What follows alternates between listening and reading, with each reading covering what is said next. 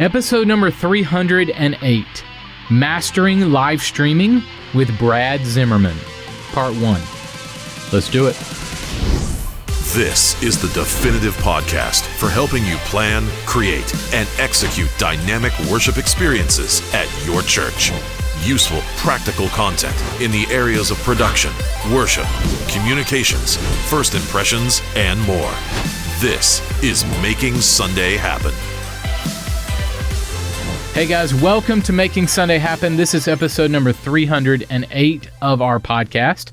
We've had the privilege at 1230 Media to not only serve dozens and dozens of churches around the world with ready-made and custom media content, but also some great ministries come to us for custom graphics and video that in turn push that content out to hundreds and thousands of churches worldwide. It really blows us away.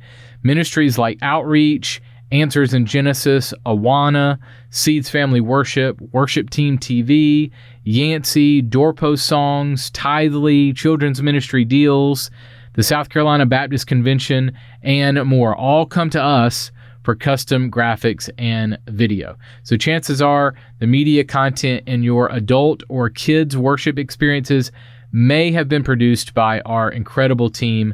And it's really something to see what God is doing. And I'm so proud of our team of content creators at our ministry, guys and girls who have a heart to produce great, high-quality media content at affordable prices for ministry. If we can help you or your ministry, please reach out. Our team is growing, and we would love to take on your projects. Just go to 1230.media/custom to tell us about your custom media project. That's 1230.media/custom. Well, today on the show, I'll welcome Brad Zimmerman. Brad is the creative director at Watermark Church in Grand Haven, Michigan. And we're going to be talking about some innovative ways to master your live stream or take your live stream to another level. We're all now doing a live stream or online church. If you're not, you're behind. Point blank. So if you are, it's really time to take a look at how to enhance it if you haven't. So it's time to pour time, money, energy, staff into upping your online worship experience game. So that's what Brad and I are going to talk about this week and next week on the podcast. So we're going to jump right into my conversation with Brad Zimmerman right after this quick break. Check this out. Hey guys, I want to tell you about a really cool conference that I'll be a part of in a few weeks. It's called the Capture Summit. It's for church filmmakers and content creators. It's August 3rd and 4th in Raleigh, North Carolina. And speakers include filmmakers Eric Bramlett, Josh Etheridge, Laura Tapp, Jesse Henning, my friend Brian Blackmore from Church Production Magazine, and more. You can register at capturesummit.com. Be sure to get there if you can. If not, be sure to catch the live stream. Again, the website capturesummit.com.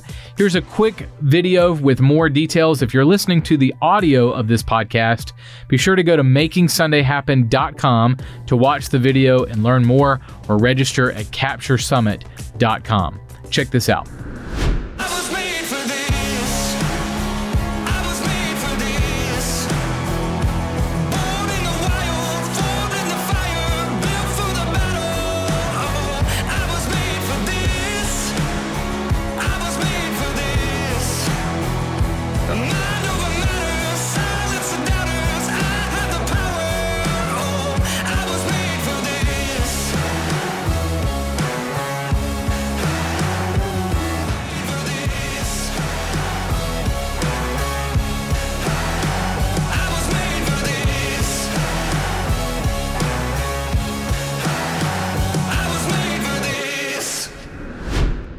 Hey guys, today I welcome Brad Zimmerman. Brad is the creative director at Watermark Church in Grand Haven, Michigan. You might know him from churchmediadesign.tv or all those ProPresenter tutorial videos that are sprinkling around online. Brad, welcome, man. Thanks for hanging out. Hey, thanks for being here. Thanks for having me here, is what I meant to say. That's quite all right, buddy. Man, I noticed that your stage is very nicely lit. You are very well positioned and all that. Way to go.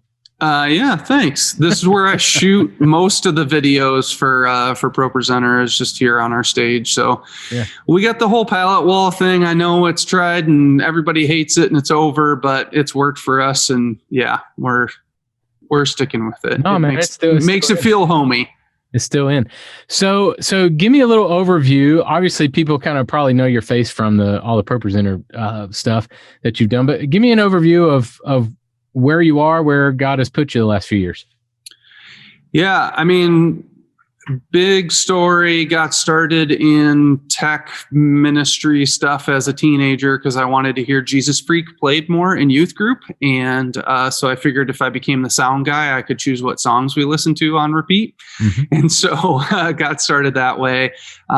Moved away and went to a school in Florida called Full Sail, got a degree in digital media, was really blessed with an amazing education, and not just from the school, but from the church that I was a part of down there. And growing up, I didn't really have a whole ton of people who were helping me learn the things that I was learning. And so I really wanted to share all of what I had learned with other people who didn't have the ability to go to a school like that or volunteer at a church of 11,000. And so I wanted to share all of that. And so in 2008, I started a video podcast when YouTube had limits on how long your content could be. You couldn't have content that was longer than like 3 to 5 minutes, something like that. And so I was doing long form video content in a video podcast called churchmediadesign.tv, where I did tutorials and gave inspiration and talked about free resources. Back then, there was no such thing as unsplash.com, but there was this amazing website called sxc.hu. I don't know if you remember that one at all, the stock exchange. You're pulling it way back.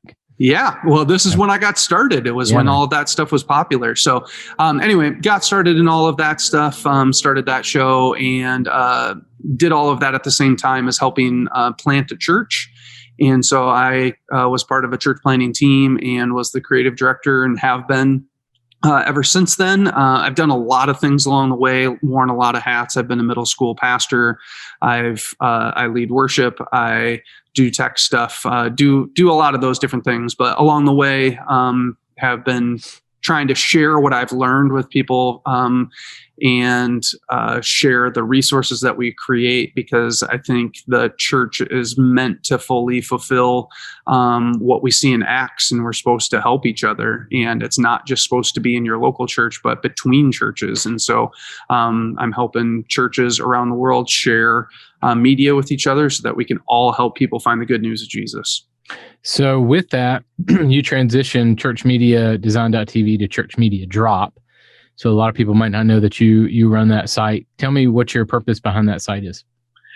Yeah, I mean, there's a lot of different reasons why I started it and where it came from, but really I wanted to give, I had been giving away content on churchmediadesign.tv, and I didn't have the capacity anymore to be doing, I did 130 some episodes of that show and didn't really have the capacity. I was married, I had kids, life had changed and didn't have the capacity to keep up that video podcast and that content, but I really wanted to keep sharing, and I felt like God had called me to freely share resources. And so I wanted to start it, but I also wanted to start it with this kind of marketplace mindset. I really loved the creativemarket.com and so I wanted to create this kind of marketplace and found some plugins and saw that it was possible. And so I opened it up to other churches and wanted to allow, I knew lots of great content was being created in churches. This was in 2006. So it was kind of like the beginning of 2016, sorry. It was kind of the beginning of all of these huge Facebook groups that we're a part of. These were all kind of getting started at that time. And I was seeing all this great content being shared, but it was kind of stuck in the groups. And if you didn't know where it was, it kind of disappeared for forever.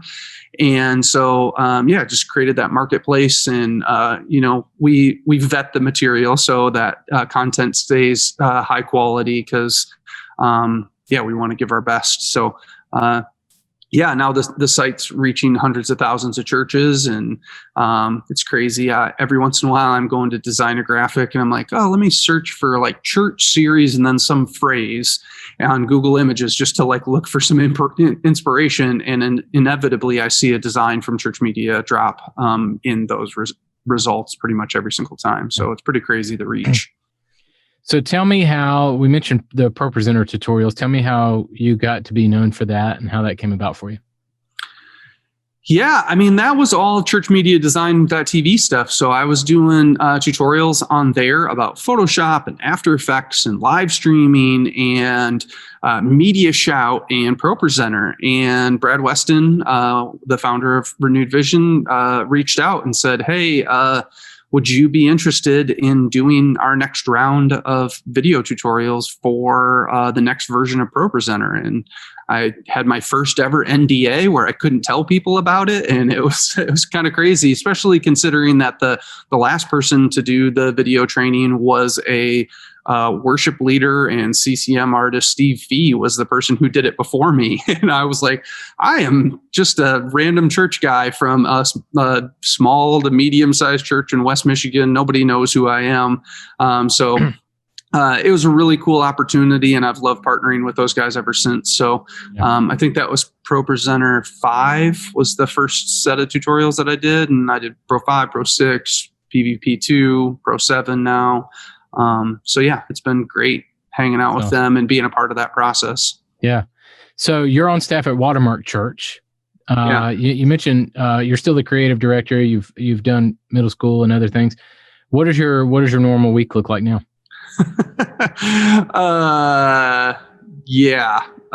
Anything. What's normal? There is no normal. There is no regular week. Every week is so different. I wish I could pull up a clip for you to show you, but I just finished recently this right before Christmas. We finished a redesign of a kid space. So I designed and remodeled a kid space and put in like the facade of a kind of like beachy house into it, and did all of that kind of stuff. And so I like helped build and design and create that whole thing. I'm doing regular design work. I'm doing video work. I'm doing tutorials. I'm consulting with churches. So it just, every week is just a totally different thing for me. So speaking of your consulting, one area that you have talked to churches about and written on is the area of live streaming. And so I'd love to talk to you more about that today. Obviously, around March of 2020, last year, all churches went digital for a season. We know that, and then kind of slowly made their way back. So as we dive into this topic, I want to take the angle of most of this content you wrote last year. But so set us up here. Why is this content that we're about to cover, why is it still relevant today, this year, now? Yeah, I mean, the live streaming conversation is one that's been around for a really long time, but a lot of churches just recently were forced to it, honestly. There's a lot of churches who were anti-live streaming. There's a lot of pastors who were very anti-live streaming and didn't understand or see the value in it. And so there's a lot of churches that like dove into it head first, and they maybe got some budget money because they needed it to be better, and their church didn't have anything, they weren't doing in-person stuff, and so they dove in and they maybe got some new gear, but a lot of them didn't have the background of like, okay, I'm going to purposefully step into this, I'm going to purposefully learn about all of this stuff. It was you got thrown into the deep end, and now you have to do it, and now this has to be a part of your production life, when you maybe would have never chosen it, or you were thinking about proposing an idea and a plan and a system in a year or two. And so there's a lot of things and ideas and philosophy that goes behind live streaming that you really, a lot of people kind of skipped over and probably skipped past and just jumped to like, we got to get that service live online. We got to be on Facebook. We got to be on YouTube. We got to just make it happen because we got to make it happen. But there's a lot of other parts and pieces to it that I think a lot of people have probably missed. So let's dive into some of those. So what are some of the tips and tricks that you were giving to churches last year? What are some maybe types of streams that you were encouraging to, churches to do? Well, so this is more of a philosophy thing. Pre the pandemic, so we started when the pandemic hit, we had been live streaming for 11 years. And so live streaming was not something that was new for us. It was not something that was, if I can just share a funny story. So we got started so early in live streaming that I was using these old like free platforms for live streaming. And a lot of them were ad supported, and that's what made them free. And so one Sunday, I got an email from a church member who said, "Hey, I really love that we're doing the live streaming thing, but there was like a Budweiser girl who walked across the bottom of the screen and like all scantily clad and like had no clothes on basically during the middle of the service. And maybe we should find a different streaming platform because that's not okay." And so, I mean, that's like, that doesn't happen anymore. That doesn't happen with Facebook or YouTube now, but that's how it used to work so that they could support all the bandwidth and the cost to run streaming platforms back in the day on like Ustream.tv and places like that. Yeah. And so streaming wasn't something super new for us. And one thing that we had decided is we knew we couldn't compete as a small church in West Michigan. We couldn't compete with North Point. We couldn't compete with Life.Church. We couldn't compete with Hillsong. We couldn't compete with any of those churches in the quality of our music, the teachers that were on stage, the level of production. And so we decided from the very beginning that like our live stream is about connecting people to our local faith family. If somebody wants to go find the best teaching content, the best worship content, they're going to go find some other church. But if they want to stay connected to our local faith family, that's the purpose of our live stream. And so when people started streaming during the pandemic, that same kind of conversation comes up of like, what type of stream do you want to do? Do you want to try to have the best sounding, best looking live stream?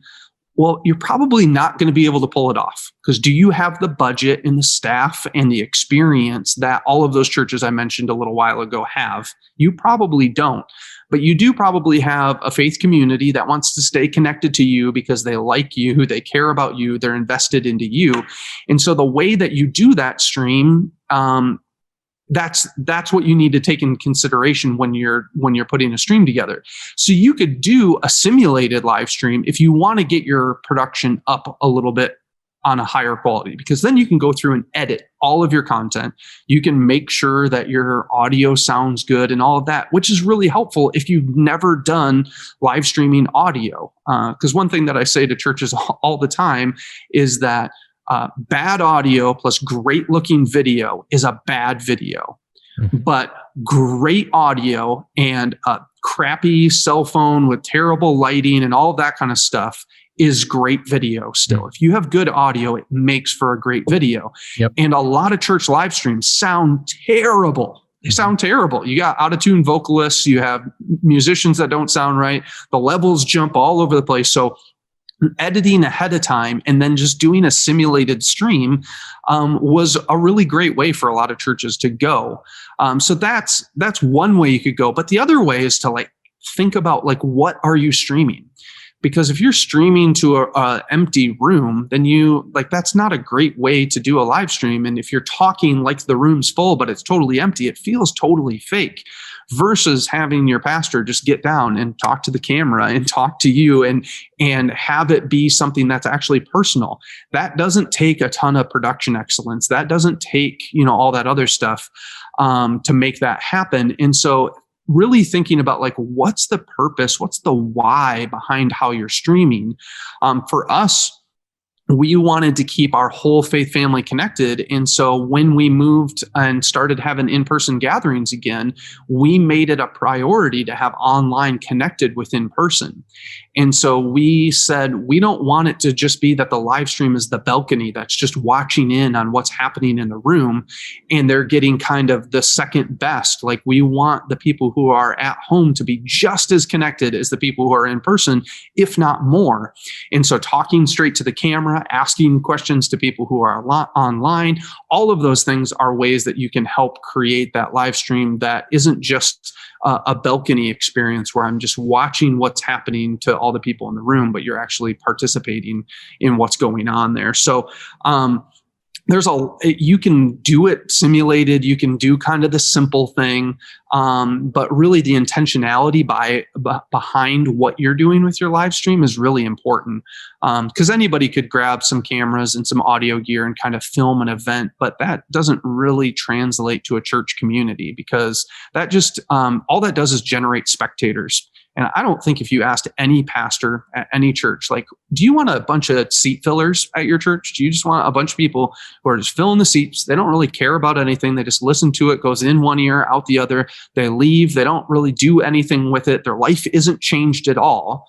I don't think any pastor wants that. And when we just film church services and just broadcast it online and just hope that somebody is participating, maybe, and we don't even treat it like they matter that much, all we're getting is viewers. We're just getting those same kind of seat fillers. They're just online instead of in person. And so we want to push past that. We want to have a different philosophy about why we're doing our stream that doesn't end in the result of a bunch of viewers or seat fillers. So talk to me about the churches who may have started with, we just got to get it on Facebook.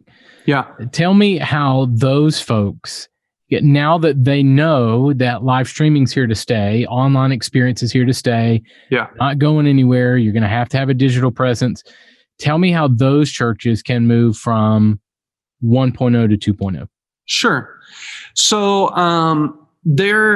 there's a bunch of different things you can do. So the first one is intentionality. That doesn't take any gear. That doesn't take any expertise or knowledge. But what's the intentionality behind your live stream that I just talked about? And so how are you, again, being intentional with the people who are online and connecting with those people? Give me some examples. So for us, it looks as simple as pre-service, you have somebody in the chat. I encourage most churches to use the Church Online platform. It's an awesome free platform that Life.Church puts out. You can embed YouTube into it. You can embed other free, deals, but it gives you chat. It gives you prayer rooms. It gives you Bible. It gives you all sorts of great resources. So beginning of your service, most churches start with music. They usually start with like a decent amount of music, 10 or 15 minutes of it. And then you finally usually have your talking head on stage is a little bit later. So you have a decent amount of time to like figure out who's watching the stream. So go on that chat and say morning, say hi from wherever you're watching. Find out who all those people are. Go on Facebook, and on mobile on Facebook, you can see you're watching with blah, blah, blah. And it will tell you some names of your friends who are watching with you. And take all those names down. And then when you walk on stage to do a welcome, say, hey, welcome to everybody in the room here. And welcome to Jane Doe online, and Carl down in Georgia, and to Brad in Michigan. We're so grateful to have you guys with us. And what that does is it gives a sense of community that we're all together. It doesn't take that much work. It just takes a little intentionality. The other way that you can do it is through pre-recorded videos. So we have people who from home record videos reading scripture, and we use that during the worship set. And so instead of a worship leader just reading a scripture as a transition between two songs, we cut to a video from somebody in their house with their family who are watching at home, and now they're a part of our gatherings. We have people who pray from home. We've actually taken it a step further, and we actually have people who are leading worship from home. And so we have musicians and singers who are leading from home with our band live on stage in person. And that gets much more complex and is a lot more technically complicated. But the intentionality of like, how can we get you to participate from home? The other way that we do it is with simple questions. And so we'll throw out questions to the people in room and online and say, like, at the beginning just as a discussion starter of a topic that we're teaching on. So like, what's, what was your spring break's coming? Is anybody traveling for spring break? Where are you guys heading out to? And then, when I was on spring break, and the pastor will start sharing a story, and then after it, he'll say, online, I saw that blah, blah, blah is heading to Georgia. That's really cool. Or going to Florida. And just getting that kind of feedback to help create that atmosphere that we're all together, instead of it being this, they talk to the people in the room, they're teaching to the people in the room, they're leading worship to the people in the room, and I'm just watching that happen online. It's just a very different intentionality. So the kind of the three things that I read that you wrote is a simulated stream, simple stream, and basic camera. So yeah, I think those are good ways that you just mentioned too, of kind of taking it to the next step. So do you have any other maybe advice for, hey, you don't need to just necessarily stream your service balcony version from the back of the room on Facebook from now until eternity. You need to be taking steps to, I get it. You had to do that last year. Right. But now we're in an area where you're going to need this and it's going to stay. So here are the steps, and I think you're right. I think being intentional, adding to that, it is so important. And kind of what I have been preaching on the podcast is to treat it like a campus of your church. If you were to start a new campus, you wouldn't just throw it up. You wouldn't pour. You would pour staff there, you would pour volunteers there. Right. You'd be intentional about what the room looks like, what the lobby, everything about that experience, you would be intentional about it. And I believe that the same is true with online, is be intentional about what the chat is, be intentional about what the content is showing for that audience. Any other thing here there? Yeah, I mean, as far as the technical side goes of ways to increase that, because like you said, there needs to be monetary investments that will happen across time. There will need to be staffing investments and volunteer investments. There are volunteer opportunities for online church, for live streaming. You need to have a host who is online in the chat all the time, who's interacting, asking for prayer requests, prompting questions, trying to get people to interact, doing all of those things, because you want to connect with people, I hope, or else you're just going to have a bunch of pew sitters who are just at home in their pajamas on their couch.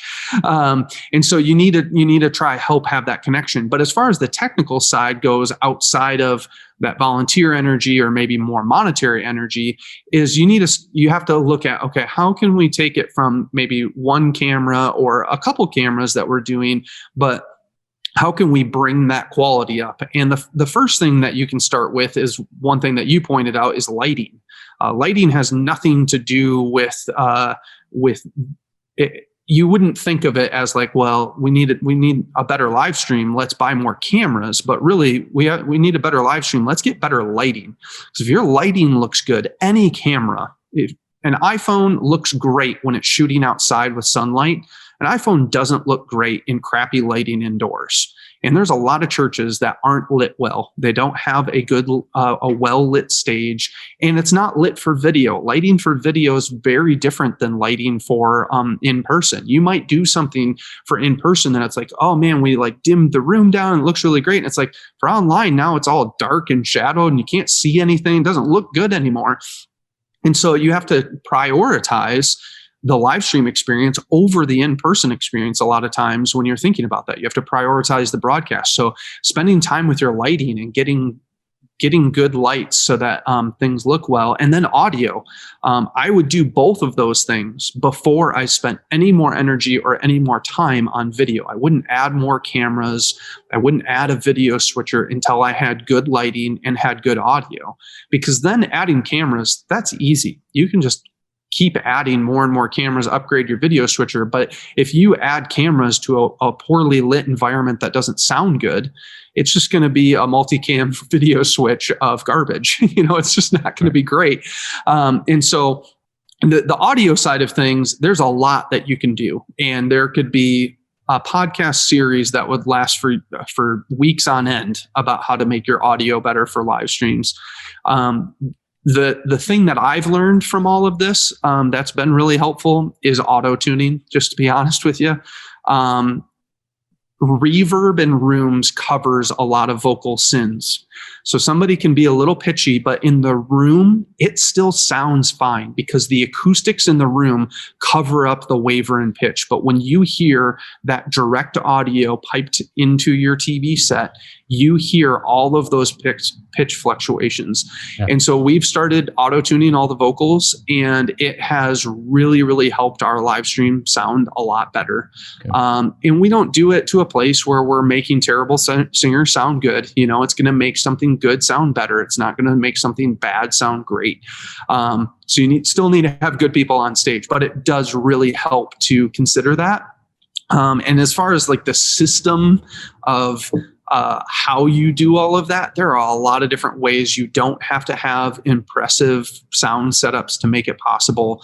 I have a cheap X32 like a ton of churches have, and we use that and do some stuff with the USB out from the board to be able to do some auto tuning on a separate computer and do some extra compression and limiting to make things sound better. But it doesn't have to be this super expensive thing. You don't have to buy the craziest, biggest board. I will say there's a lot of templates out there to make your live stream sound great. Download this template and it'll make your live stream sound great. It's not going to make your live stream sound perfect. It might help you, but if you don't know how to use the tool, if you don't understand what the tool is doing for you, it's just a tool like any other tool. I could hand somebody a Aria Alexa camera and they could make it look terrible, or I could hand that to a film producer and they could make it look amazing. This is the same thing with a lot of those templates that it's not a silver bullet that's just going to make everything perfect for you. So just be careful about those, but you need to spend time learning. I would highly suggest going to the MXU guys and learning about audio from them. They are the best in the business, and they are the best in the church world, and they care about churches. And so go and learn from them. It's an investment to be a part of their program, but it's a worthwhile investment that will drastically change how things are. And you'll hear people say, man, that mix sounded so good and it was so much more engaging. You're removing distractions and helping people engage in worship, which is what it's all about.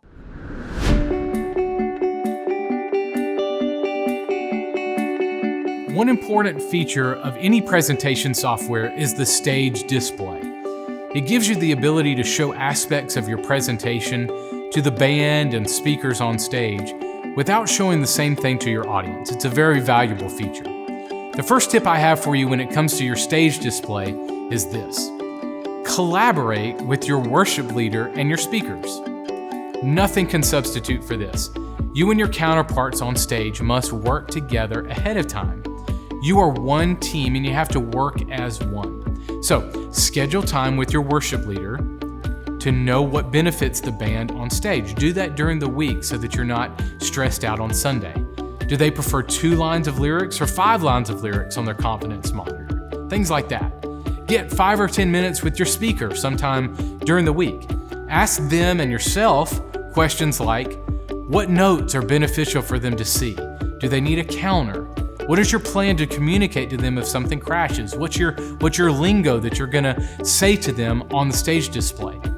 The more you plan these events during the week, and the more prepared you and your team are, the less stress is felt on Sunday. The show notes for this episode are available now at makingsundayhappen.com.